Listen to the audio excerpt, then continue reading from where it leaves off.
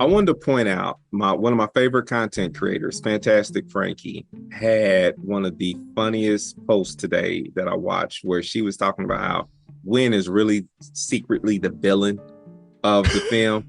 Okay. Because, and I remember both me and my wife said as soon as we got in the car, Gwen coming in and using their first names, being in the room, like, in that end when she just walked out the like, yeah, you was in Mal's room, but then you just gonna come out like she was just the embodiment of little white girl privilege. And I understand that she has a traumatic past and all these different things. But when she opened, and I got this from Fantastic Frankie, when she said when she opened up his toy or his action figure that had been sealed in, I cringed. All of us did. Now I cringed. I open my stuff. I'm an opener. I don't. Sometimes I do. That's me. Yeah.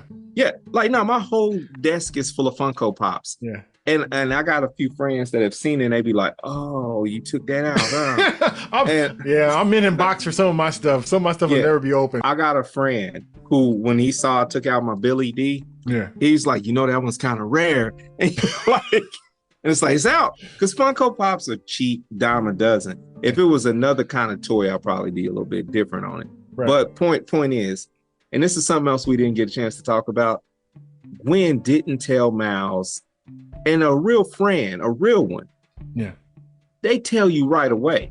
And it wasn't even like she was trying to protect. Even when she saw it was all bad, still didn't tell him. It wasn't until it just flipped bad that she decided, okay, I'm going to come for my boy. But she was not going to reveal. And that is kind of off, man. That makes her the villain?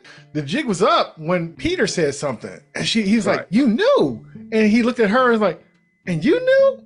And she's like, I didn't. And I thought she was going to say, I didn't know. She's like, I didn't know when to tell you. I didn't know how to tell you. I'm like, what? So they all did it. But I took it as knowing the relationship that he has with his dad, there ain't no way that was going to slide. And that could mean the end of everything. Because she already accepted that she's going to lose her dad to the point where even though she didn't want to go back, it probably was also she didn't want to go back because she didn't want to lose her dad. You just made my point for me, sir. Now, even though I'm joking when I say that even though I'm joking when I say she's the villain of the movie, that's just a joke. But the idea that she accepted she was going to lose her dad, trash. That makes her a trash character. And so not only is she accepting of the loss of her own father, she's going to also dictate that on Miles.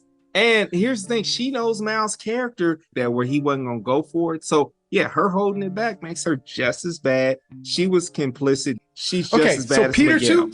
Yeah. Peter didn't show up at Miles's house because so here's the thing, Gwen gets a little lonely.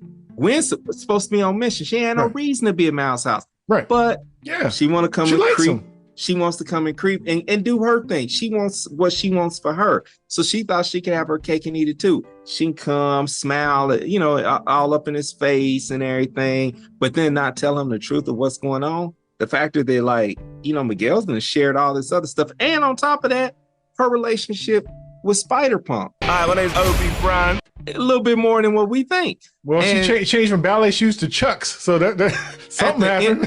Exactly. So at the end of the day, now I done had women take Chucks off at my house.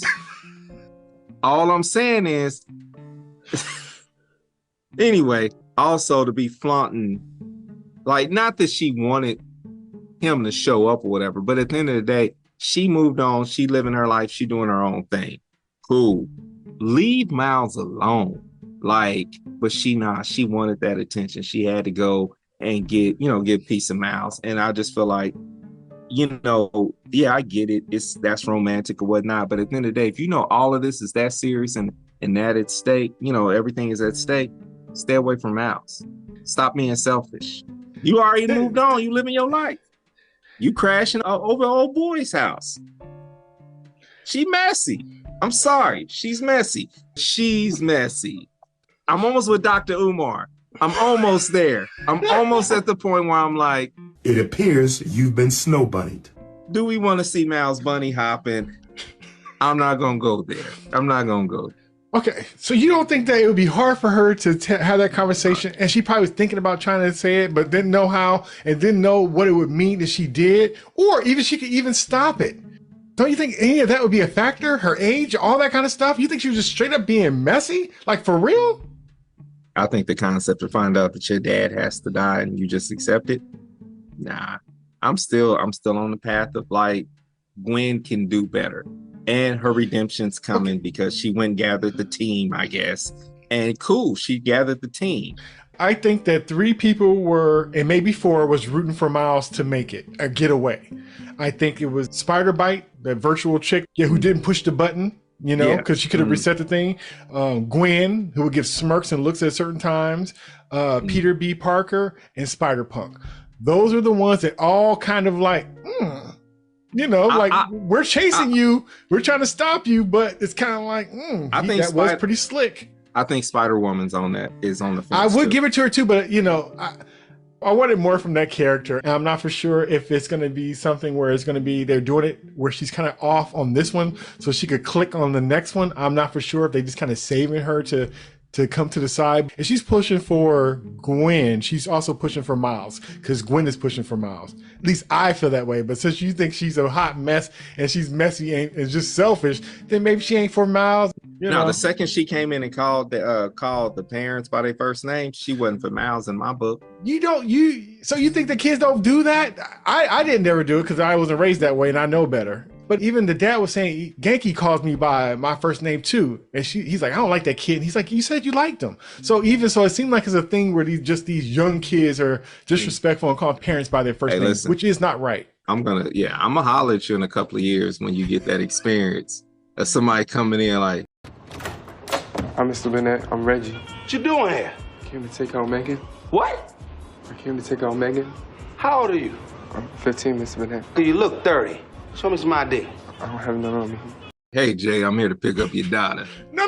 I ain't saying that's cool. I am not saying it's cool, but I do think it's a kid thing. And I do think that you're attacking her not being upfront with Miles about the whole thing about his dad. Yeah, and you putting icing of disrespect too, because she called him by his first name. Mm-hmm. Yeah, she's disrespectful. Okay. Just checking to see if that's what you were doing. But that's what casually up in the room.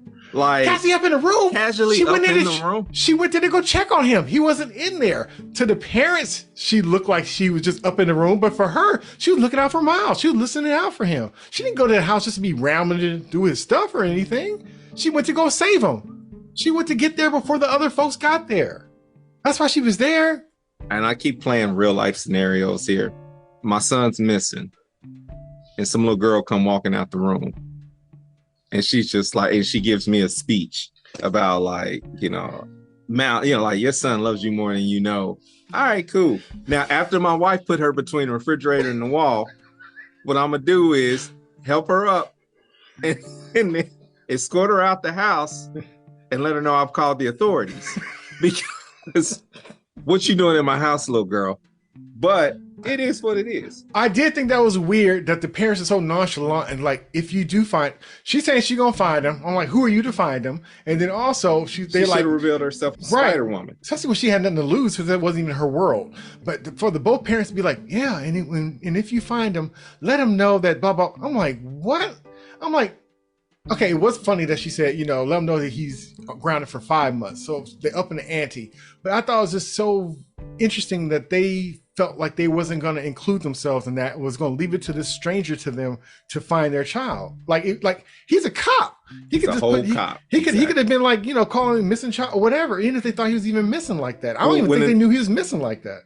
I think when the movie comes in, I think the next movie comes in, it has to be that they're going to have to show that the parents had the anxiety of like, oh, we thought Miles was just missing for the evening.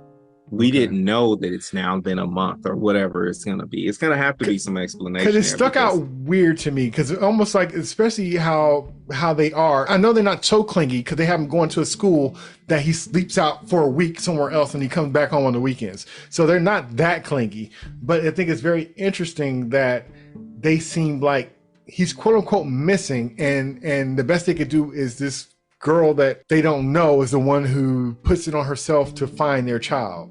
And he's, like you said, a whole cop. And she's a whole mom who don't play. So I thought that was kind of interesting, but I figured it was just for the movie, just for the plot or whatever. But that struck me as not being true to the characters, and I noticed it, and not in a good way. But it's just like, okay, good as this movie is, I'll allow it. But I note that it's a thing. Yeah. But does it feel right? No, it doesn't feel right. Appreciate you, man. You too. Till next time. I'll let you. All right, man. All right. Peace. Peace.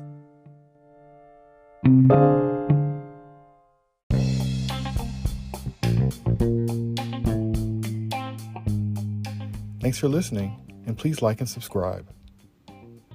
Be sure to check out past and future episodes of this show, along with my other shows entitled The Movie Bench Quarterbacking Podcast and The Jay and Podcast, available now on all streaming platforms. Until next time, peace.